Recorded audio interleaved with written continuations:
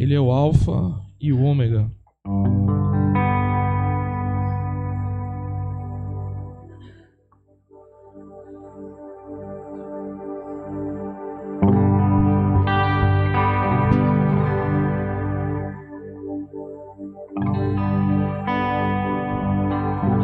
Tu que estás assentado no trono, sempre reinando, soberano,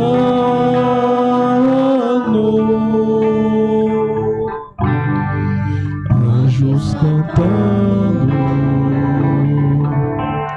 homens louvando, Deus reunido com seu povo, Alfa, Ômega, Cristo, Filho, ó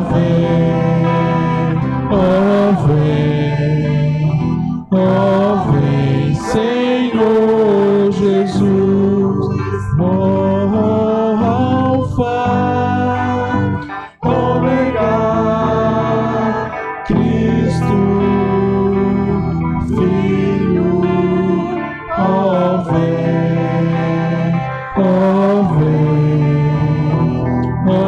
vem, Senhor Jesus. Ansioso espero a tua volta, o grande dia em que tu virás. Então subiremos, contigo estaremos, para todo sempre. Aleluia, Maranata, Cristo, Filho, Mestre, ó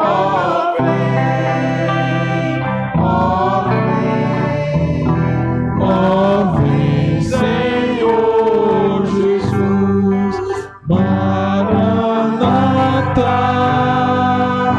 Cristo, Filho, Mestre, ó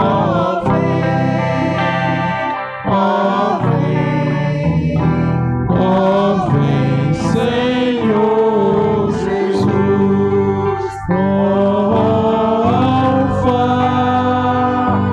Ômega, Cristo, Filho, ó vem,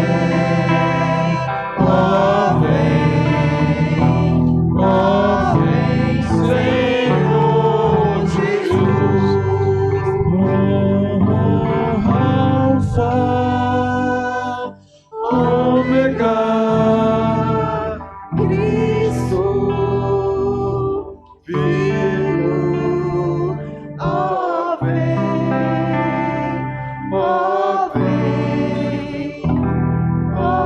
vem, Senhor Jesus.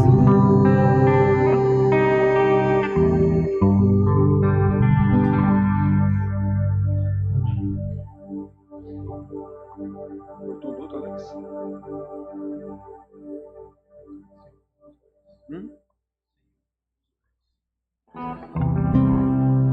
Senhor formoso és. Senhor formoso és. Tua face eu quero ver, pois quando estás neste lugar, tua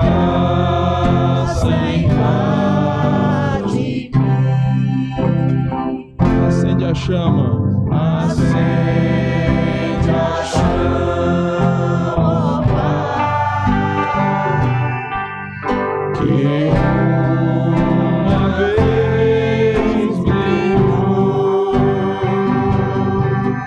ele para brilhar, resplandecer, o meu primeiro amor. Cantemos mais uma vez, Senhor formoso és. Senhor formoso és, tua face eu quero ver, pois quando estás neste lugar, tua graça invade mim, acende a chama, ó Pai, que uma vez brilhou, vem limpar, brilhar, resplandecer, o meu primeiro amor. Vem limpar, brilhar, resplandecer, o meu primeiro amor.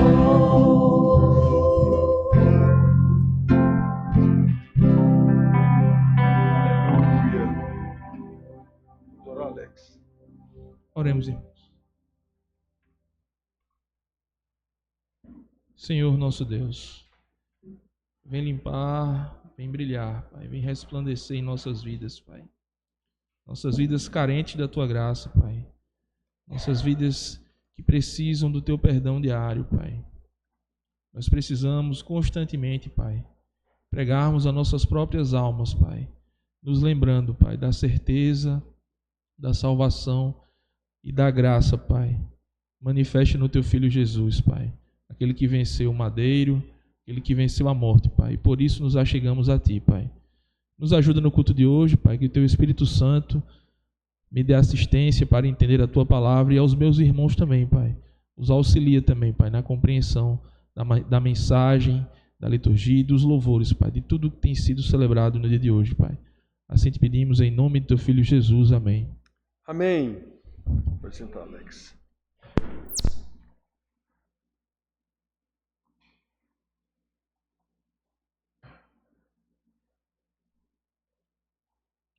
Irmão, vamos abrir nossas Bíblias no Evangelho de Lucas, capítulo 14. Lucas, capítulo 14. Nós leremos os versículos 25, 26, 27, depois a gente pula para o 33. 14, 25 a 27 e 33. Nós falamos no domingo passado sobre o sacrifício da nova aliança e nós vamos continuar falando desse sacrifício do discipulado para a nossa santificação. A gente vai ver que é a mesma coisa, digamos assim. Então, diz assim: grandes multidões o acompanhavam a Jesus e ele, voltando-se, lhes disse: se alguém vem a mim e não aborrece a seu pai e sua mãe, e mulher, e filhos, e irmãos e irmãs, e ainda a sua própria vida, não pode ser meu discípulo. E qualquer que não tomar a sua cruz e vier após mim, não pode ser meu discípulo. Aí tem o 26 ao 31, 32, e no 33 ele diz assim: assim, pois, todo aquele que dentre vós não renuncia a tudo quanto tem, não pode ser meu discípulo. Então, irmãos, como eu já disse, na mensagem passada, nós falamos sobre o sacrifício da nova aliança.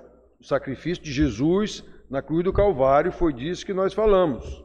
Foi o preço pago pelo Senhor Jesus para nos salvar da ira de Deus, Pai, por causa dos nossos pecados e nos levar para o seu reino eterno.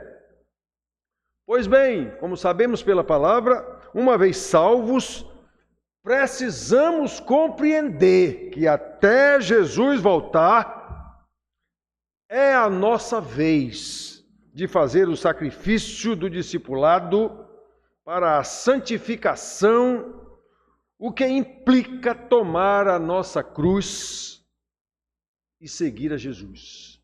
Ele disse isso, nós vimos aqui.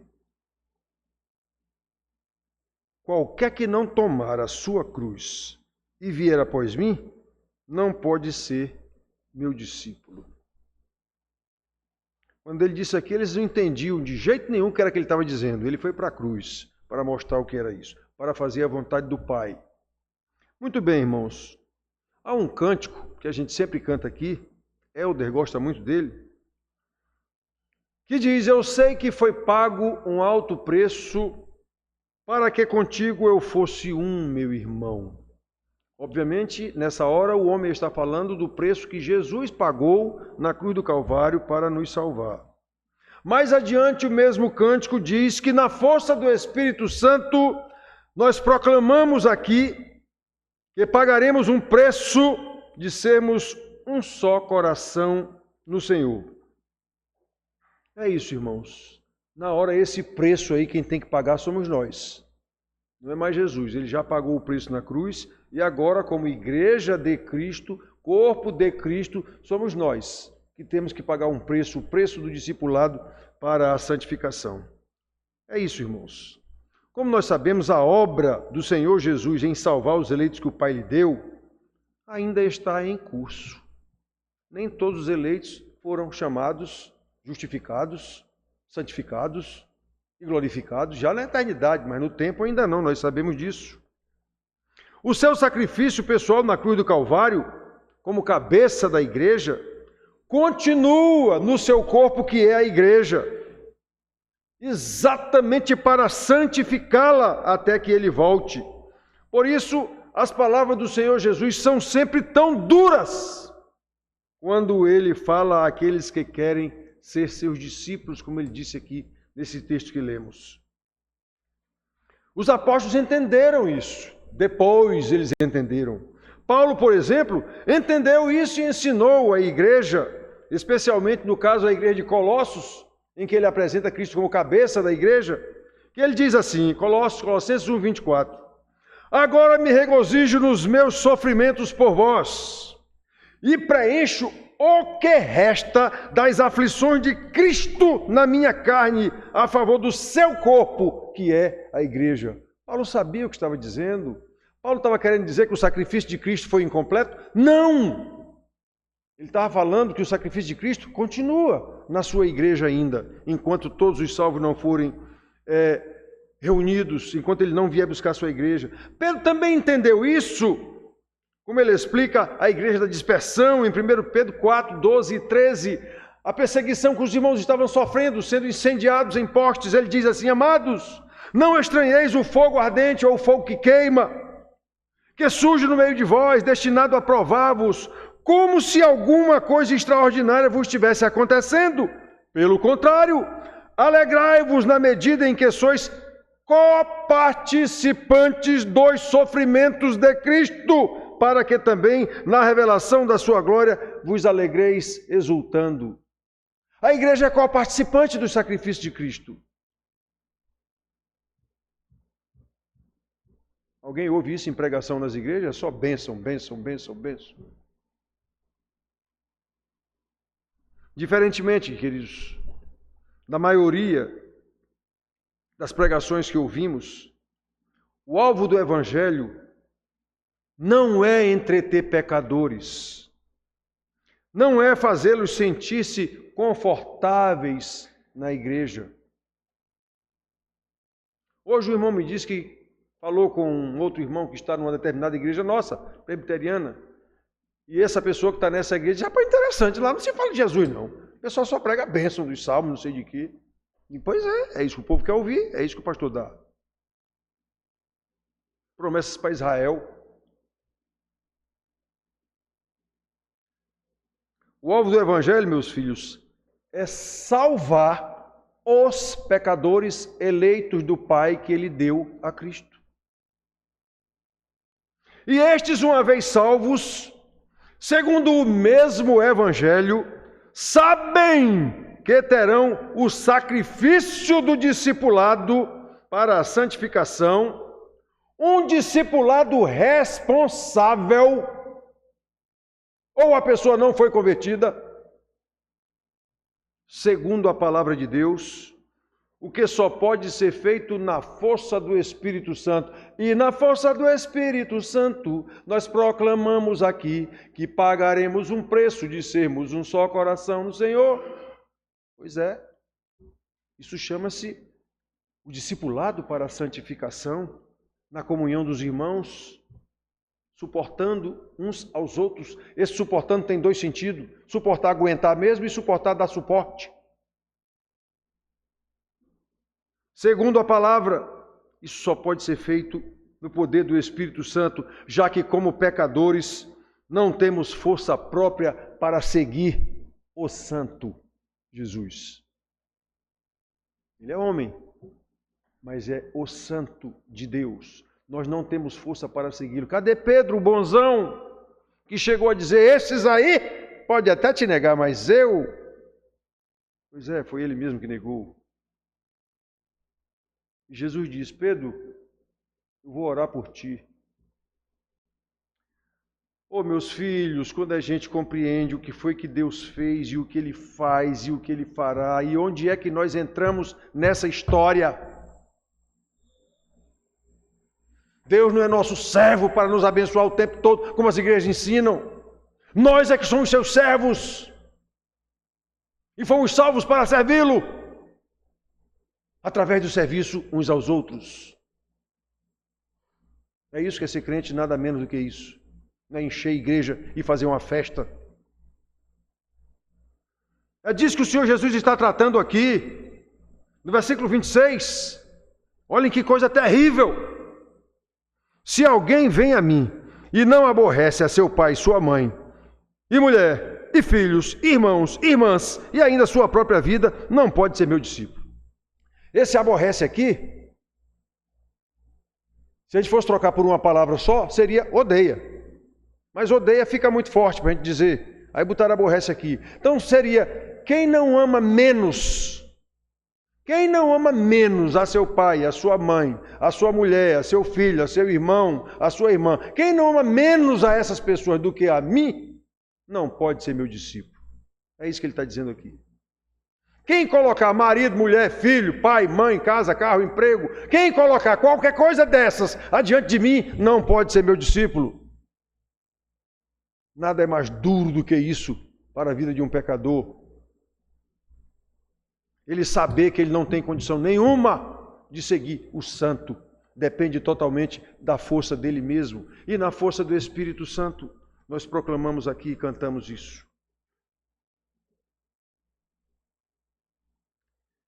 Olha, irmãos, aqui Jesus está ensinando que para ser seu discípulo, devemos aprender com ele a amar a Deus acima de todas as coisas. Como ele disse lá: Senhor, qual é o maior dos mandamentos? O maior dos mandamentos é: amarás o Senhor teu Deus de todo o teu coração, de toda a tua alma, de todo o teu entendimento. E o segundo, semelhante a esse, ele arrematou logo, é: e amarás o teu próximo como a ti mesmo. Fazendo isto, terás cumprido toda a lei e os profetas. Então, irmãos, é isso. O Senhor está dizendo que precisamos amá-lo com um amor muito maior ou mais intenso do que o amor que normalmente dedicamos aos nossos familiares. Ou a nossa própria vida. Ele diz mais aqui: quem não amar a seu pai, amar mais, quem não amar menos o seu pai, a mãe, a mulher, os filhos, os irmãos, as irmãs, e ainda, quem não amar menos a sua própria vida do que amar a mim, não é digno de ser meu discípulo. Estas são palavras duríssimas que nos mostram o preço da nossa santificação como discípulos de Jesus. Nós precisamos do discipulado. E o discipulado é o estudo da Bíblia e a colocação desse estudo em prática à medida que vamos aprendendo. De vez em quando eu repito para você aqui, João 17, na sua oração sacerdotal, que ele diz: Pai, santifica-os na verdade, a tua palavra é a verdade. E eu repito tanto isso aqui, irmãos, e por que então a gente não se esforça para estudar a palavra? Por que qualquer motivo é motivo para não vir à escola dominical, ao culto, ao estudo bíblico? Meu Deus, misericórdia. O Senhor Jesus está ensinando que até mesmo as relações familiares, se entrarem em conflito com o nosso culto a Deus, o que não tem a ver com o simples vir à igreja, não é disso que a gente está falando, e sim a uma vida de santidade. Precisamos priorizar o nosso culto a Deus. Isso está acima de qualquer coisa. Precisamos priorizar o nosso relacionamento com Deus. Lembrando que o relacionamento com Deus se materializa no relacionamento com o próximo. Por isso, irmãos, precisamos da graça de Deus para saber discernir a prioridade ordenada aqui pelo Senhor Jesus.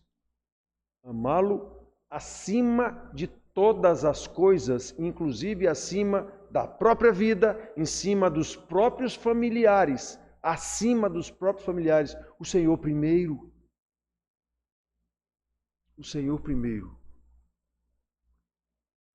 Preste atenção, meus filhos. Nós sabemos que é comum as pessoas convertidas enfrentarem oposição de familiares e amigos. Já falei isso aqui em outras ocasiões, várias vezes. Quando esta oposição não é declarada, às vezes é declarada, é crente, não sei o quê, às vezes é declarada, mas às vezes não é.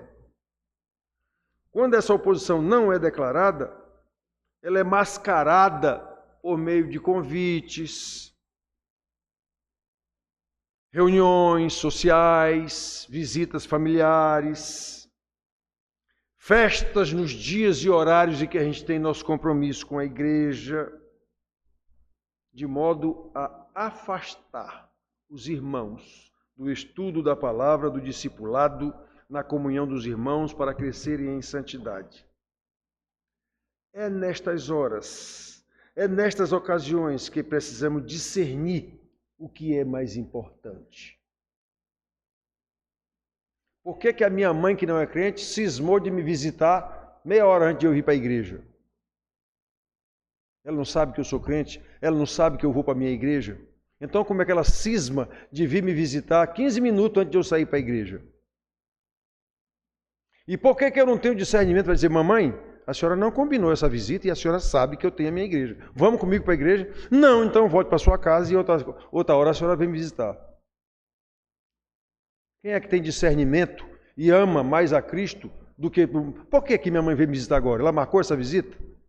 Ela está precisando de alguma coisa? Não, ela simplesmente veio me visitar. Veio tomar um cafezinho comigo. Um amigo me convida para um aniversário na hora do meu culto na igreja. Por que eu vou para esse aniversário? Esse amigo está preocupado em me tirar da minha igreja? Não. Então por que eu vou ficar preocupado em não satisfazê-lo indo para o aniversário dele? Onde é que está a minha prioridade? Cadê o meu discernimento?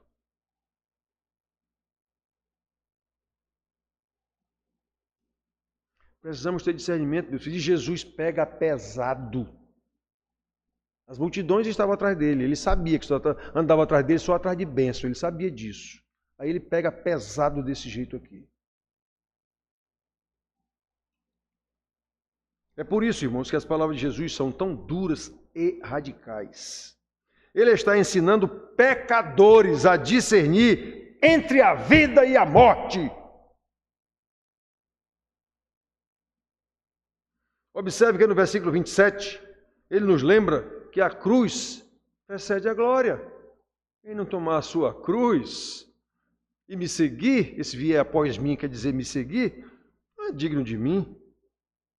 A cruz precede a glória. Todos querem a glória. Ô glória nas igrejas, ô glória. Que glória?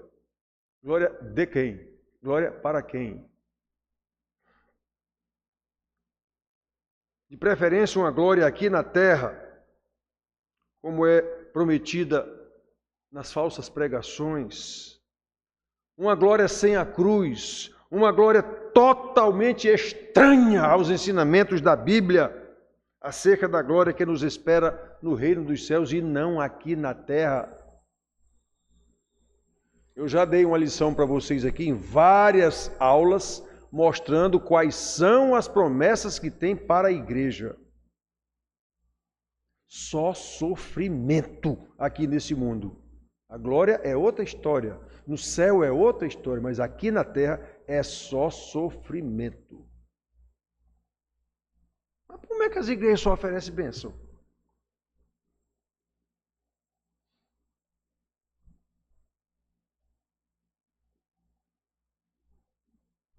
E por que as pessoas querem ouvir essas promessas de bênçãos? Está escrito. Eles são do mundo, por isso falam as coisas do mundo. Os que são do mundo os ouvem, mas vocês não. Vocês não. João diz isso na sua carta. Jesus diz isso: se vocês fossem do mundo, o mundo vos amaria. Mas como vocês não são do mundo, o mundo vos odeia. Quem é o crente que o mundo odeia? Crente safado, ladrão, corrupto, político corrupto. Mas o crente normal que a gente conhece das igrejas, o mundo nenhum odeia coisa nenhuma, não. Por quê? Porque está tudo no mesmo balaio. Aí Jesus dá uma palavra duríssima dessa aqui. Você sabe o que é ser meu discípulo, meu amigo? Há outras ocasiões em que ele diz isso. Aquele diz: Senhor, eu quero ir contigo. Você sabe o que quer dizer isso? Jesus diz para ele: você sabe o que quer dizer isso? Lembra daquela história? Deixa os mortos enterrarem seus mortos. Tem que enterrar meu pai primeiro. Ah, é? Deixa os mortos enterrarem seus mortos. Mais de uma vez Jesus mostrou o que é ser crente. O que é ser seu discípulo. Não há nada mais radical do que isso.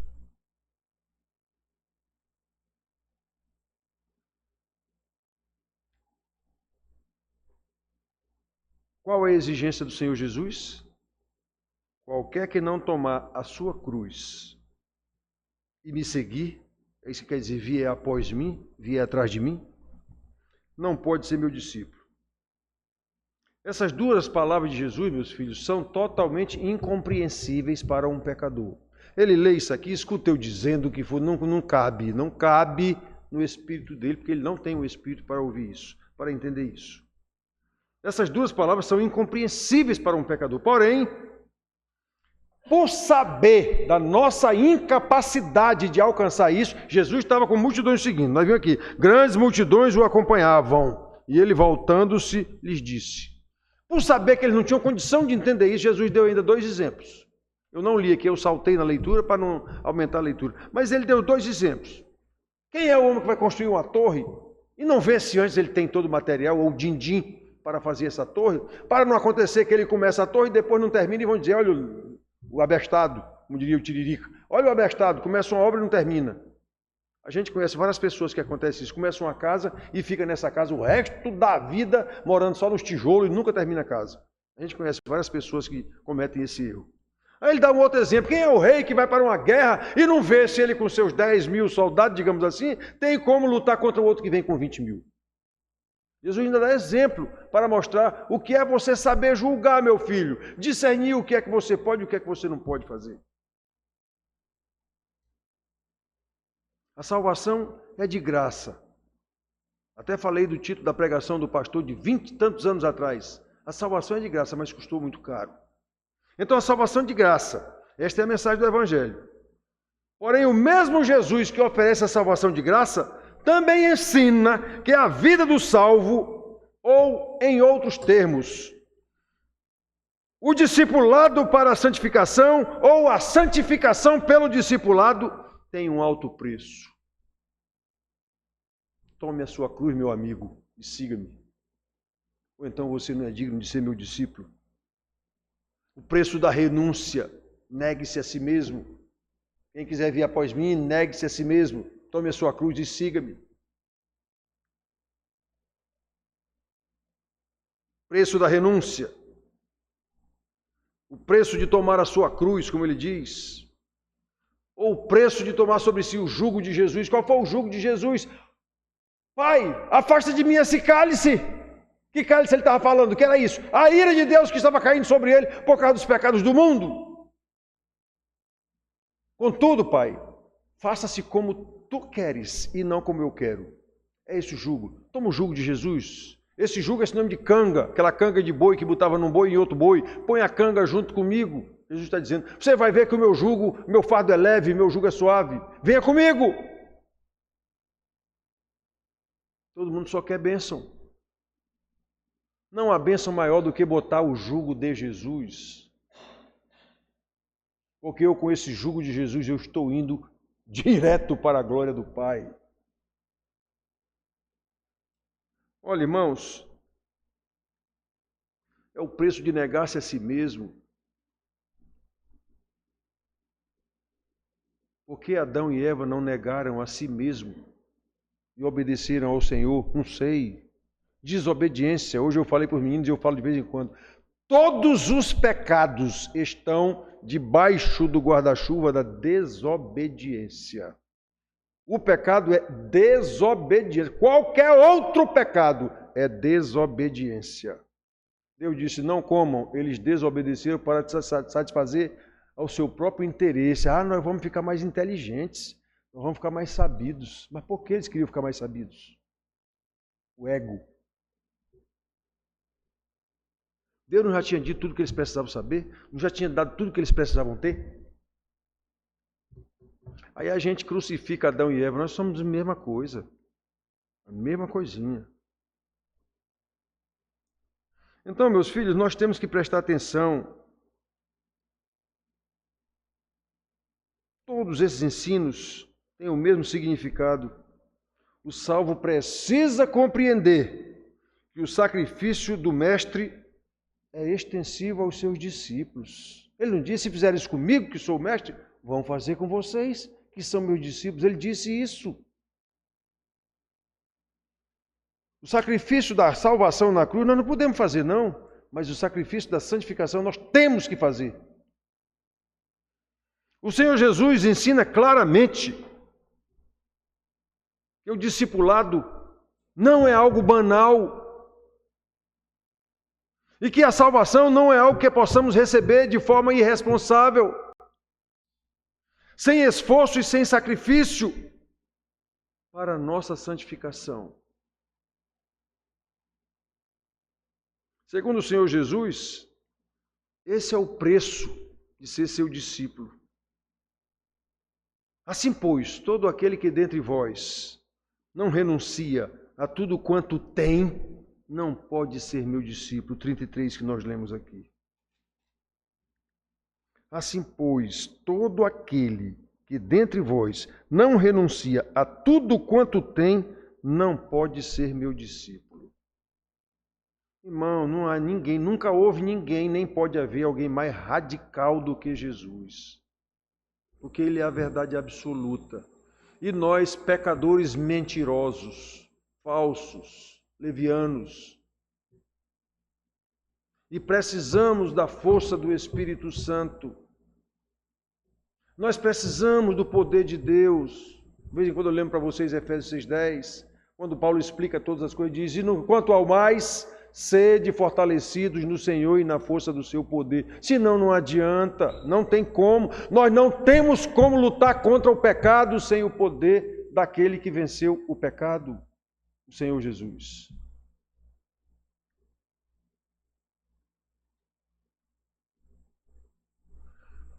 Paulo, hoje de manhã eu falei isso com Caio e Vitinho, Paulo disse a Timóteo que eu sou o pior dos pecadores. Paulo disse isso. Eu brincando com Paulo. Ele disse isso porque eu não tinha nascido ainda. Se a gente tivesse nascido, ele sabia que ele não era o pior, não. Nós somos muito pior do que ele. Então, reparem bem, irmãos. Quem não tem noção dessas coisas não é salvo, não entendeu nada da salvação. É mesmo de igreja. Isso não quer dizer nada. Absolutamente nada. Então a gente precisa saber dessas coisas. Olha as palavras de Jesus, e são palavras de Jesus. Não é nem dos discípulos, é de Jesus. Embora a palavra dos discípulos são as palavras de Jesus. Somente os salvos, meus filhos,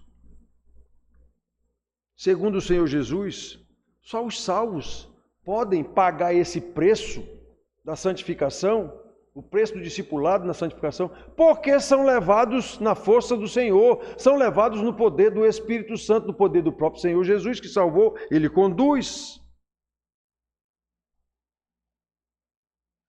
Afinal, o mestre que está ensinando isso aqui é o mesmo que salva com o sacrifício da pregação do domingo anterior, o sacrifício da nova aliança. Pois é Ele mesmo que nos conduz nesse sacrifício do discipulado para a santificação, senão nós não conseguiríamos. E na força do Espírito Santo, nós proclamamos aqui que pagaremos um preço de sermos um só coração no Senhor. Se não for na força do Espírito Santo, se não for no poder do próprio Senhor, nós não podemos. E Jesus diz aqui, quem não tomar a sua cruz e vier após mim, não é digno de mim. Quem não renunciar a tudo que tem, não é digno de ser meu discípulo. Que coisa terrível, né, irmãos? Ao mesmo tempo maravilhosa. Porque isso tem uma promessa vinculada. Eu o ressuscitarei no último dia.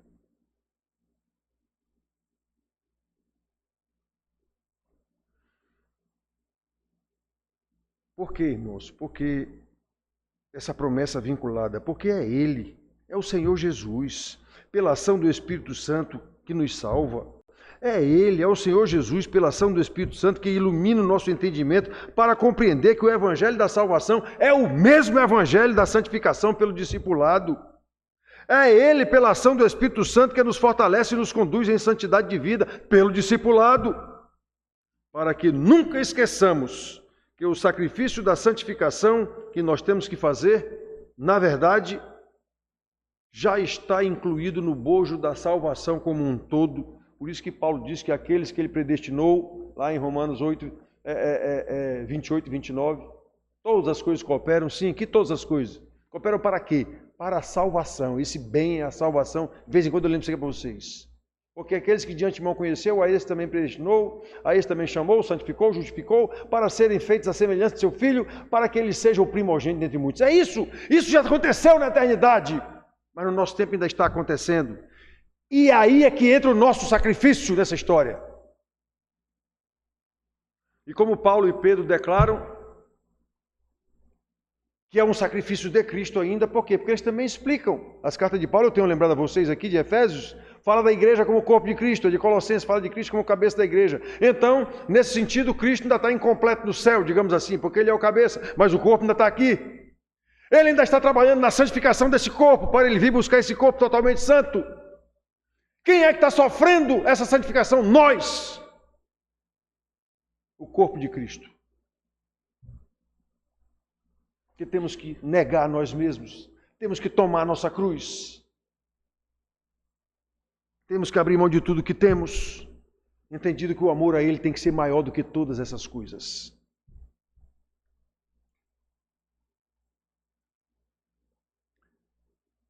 Tudo isso já está no bojo da salvação, é verdade, a salvação que recebemos pela graça, mas os salvos sabem que tem o preço do discipulado para a santificação.